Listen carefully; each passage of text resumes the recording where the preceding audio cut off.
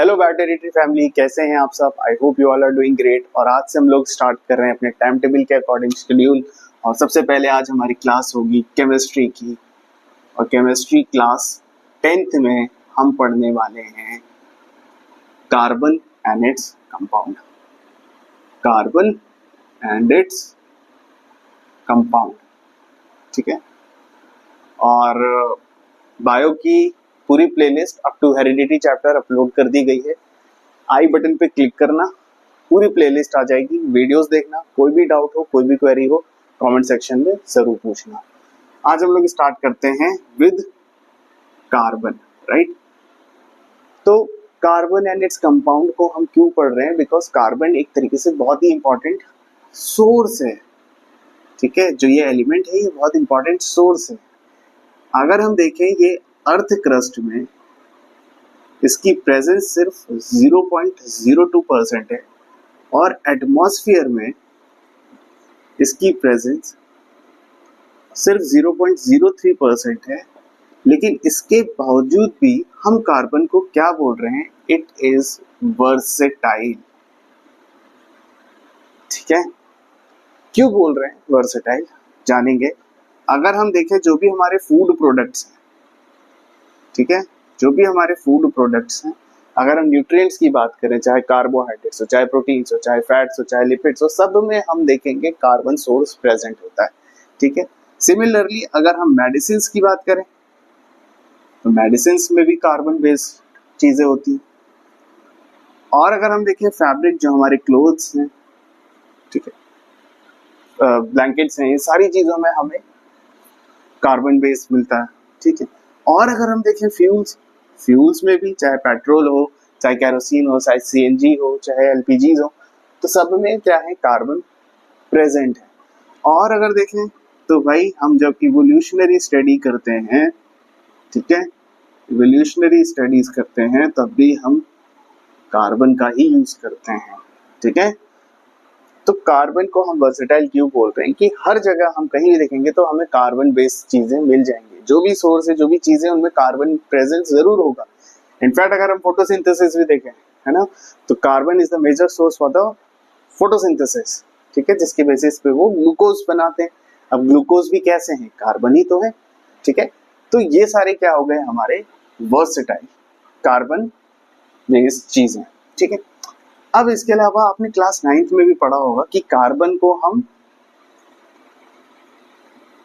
Atomic mass को major करने के लिए भी यूज करते हैं, है ना।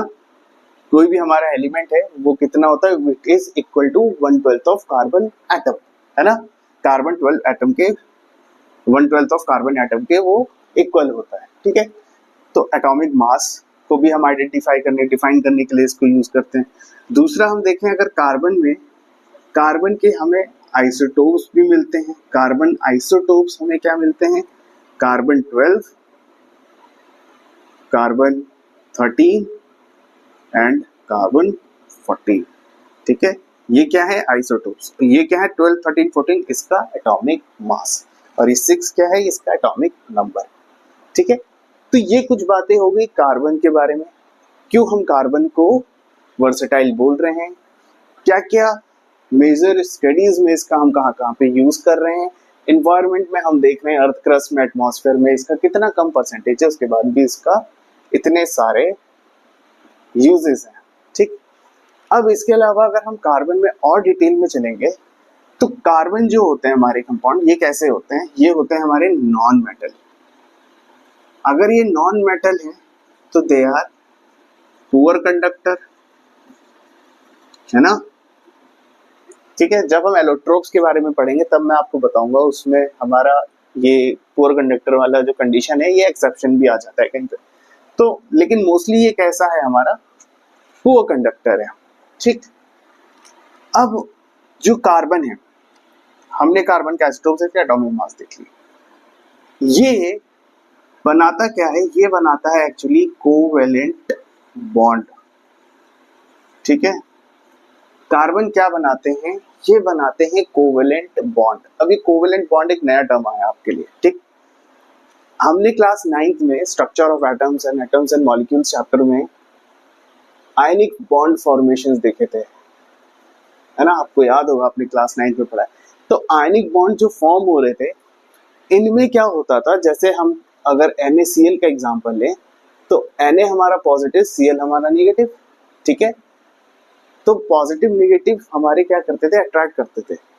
तो पॉजिटिव नेगेटिव जब ये अट्रैक्ट करते हैं तो ये क्या करते हैं, तो ये अपने आउटर मोस्ट शेल में, ये क्या करते हैं, आउटर मोस्ट शेल में अपने इलेक्ट्रॉन कंप्लीट करते हैं बाय डोनेटिंग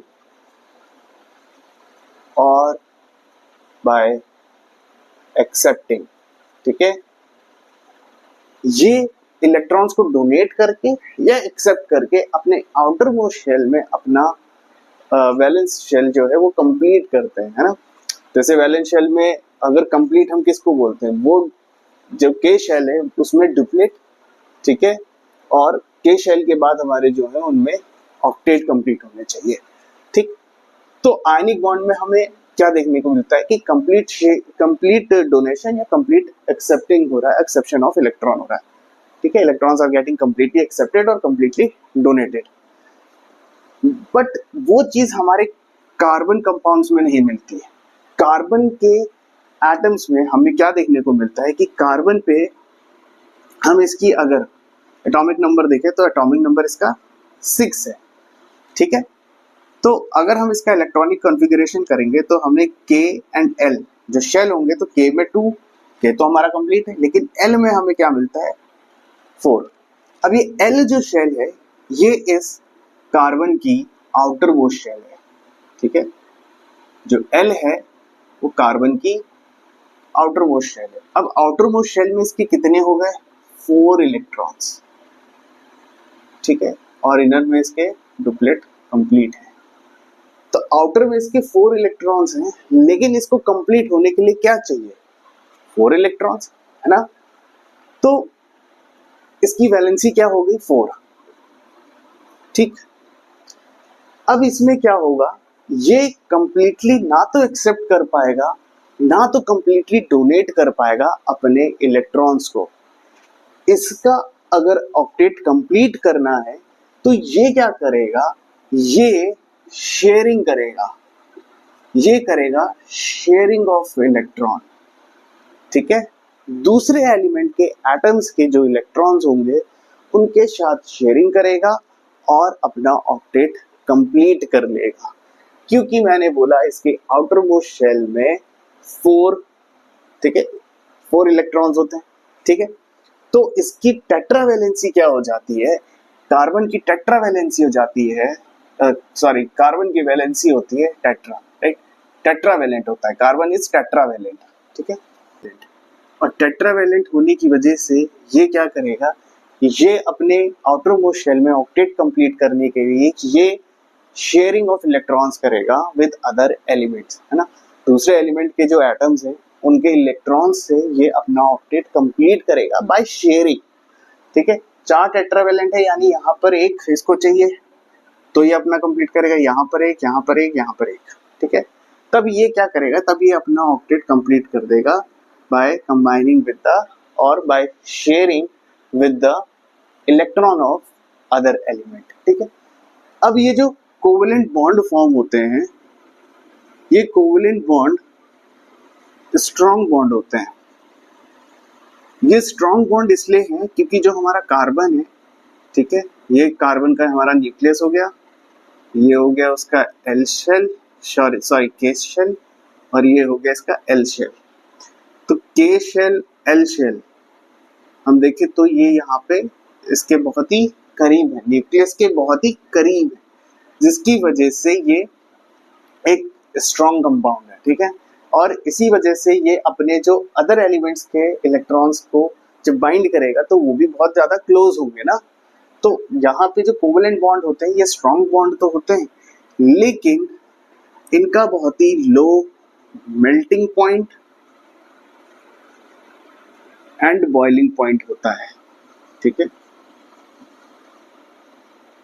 बहुत ही low melting point and boiling point होता है। आप अपनी एनसीईआरटी में देखना, फर्स्ट पेज पे ही कार्बन एंड इस कंपाउंड के पहले पेज पे एक टेबल दी गई है, ठीक है, 3 कंपाउंड्स की। आप एसिटिक एसिड उसमें देखोगे, इथेनॉल देखोगे, और ठीक है, तो उसमें क्या है, उसमें आप देखो कि बहुत ही कम उसका मेल्टिंग एंड बॉइलिंग पॉइंट दिया गया है, ठीक है।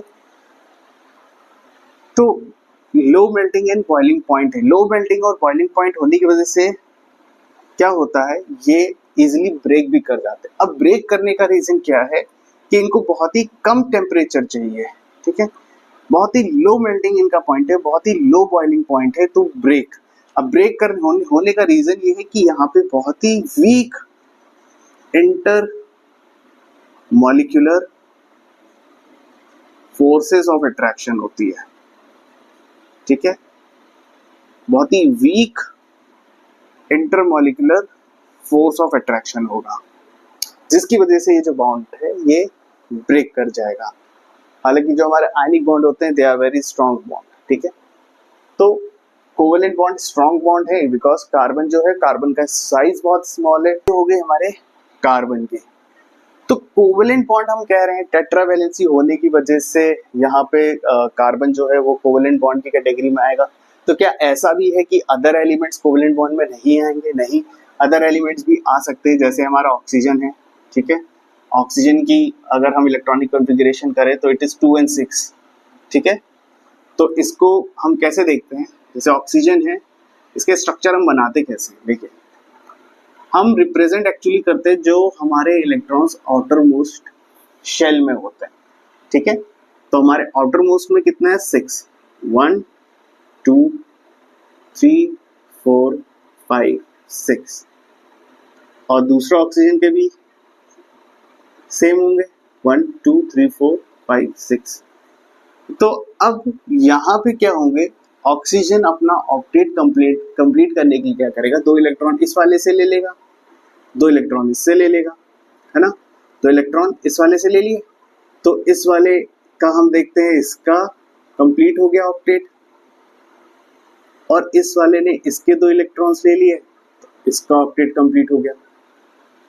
तो अब दोनों का कैसा है, शेयर किया है ना, कंप्लीटली इसने डोनेट किया है ना कंप्लीट इसने डोनेट करा है, ठीक है। ये कैसा हो गया, शेयरिंग। लेकिन यहाँ पे हमें क्या दिख रहा है, यहाँ पे हमें दिख रहा है ये डबल बॉन्ड, ठीक है, हमें क्या दिख रहा है, डबल बॉन्ड। अब ये जो हमारे डबल बॉन्ड होते हैं इनको हम बोलते हैं डबल कोवेलेंट बॉन्ड, ठीक है। तो हमें यहाँ पे कितने कोवेलेंट बॉन्ड देखने को मिलते हैं, ऐसे क्वेश्चन अगर आएगा तो आपको यहाँ पे 2 कोवेलेंट बॉन्ड देखने को मिलते हैं। सिमिलरली और क्या हो सकता है, हमारे नाइट्रोजन हो सकते हैं N2 का इलेक्ट्रॉनिक कॉन्फ़िगरेशन 2 and 5, ठीक है।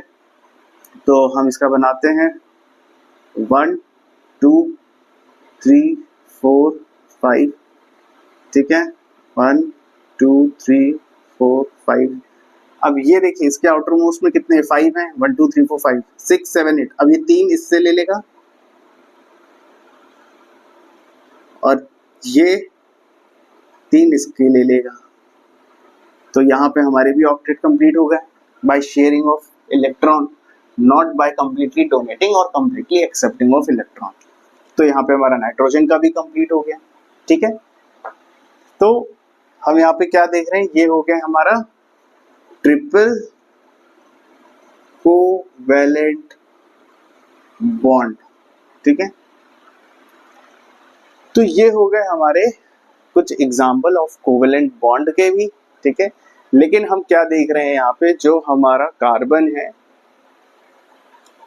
वो टेट्रावैलेंट है, ये हमारा 2 कोवेलेंट बॉन्ड का है, ठीक है। ये हमारा ट्रिपल कोवेलेंट बॉन्ड है, लेकिन ये हमारा 4 कोवेलेंट बॉन्ड फॉर्म करता है, ठीक है। इट फॉर्म्स 4 कोवेलेंट बॉन्ड, ठीक है। तो ये डिफरेंस है हमारे अदर एलिमेंट्स के with carbon, right. I hope आपको आज का जो लेक्चर है ये क्लियर हुआ होगा। अगले वीडियो में हम एलोट्रॉप्स डिस्कस करेंगे, और आपकी कोई भी इससे रिलेटेड क्वेरी आप कमेंट सेक्शन में लिख कर पूछ सकते हैं। मिलते हैं आपसे अगले वीडियो में, टिल देन टेक केयर। और बायो के आप प्लेलिस्ट देख लीजिएगा, आपको कोई भी डाउट हो, क्वेरी हो, आप डेफिनेटली पूछिएगा, ठीक है। चलिए फिर, ऑल द बेस्ट।